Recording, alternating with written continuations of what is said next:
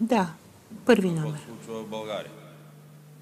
Мисля, че през последните месеци, след агресията на Путин в Украйна, макар и колебливо правителство, но много силен парламент, България, която разполагаше с остарял тип съветско въоръжение, тъй като виждам и Порошенко, и Юлия, и с президента Зеленски, и с външния министър Колеба работихме много, България може да каже, че е дала и помогнала на Украйна много повече от големите и богати държави в Европа.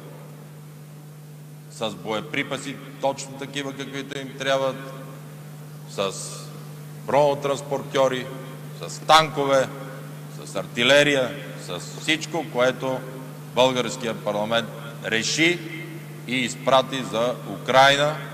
И плюса на това въоръжение е, че то директно отива, тъй като на фронта, тъй като украинските войници и офицери точно с такова оръжие боравят.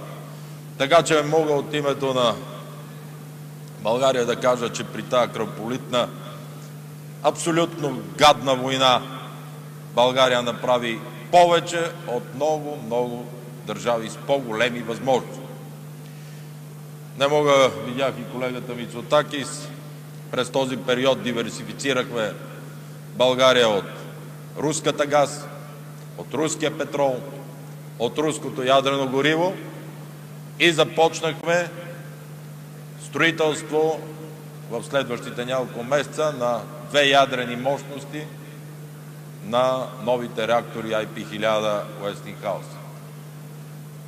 Мога да изброявам още много, но днес със самочувствие мога да кажа, че се справяме добре.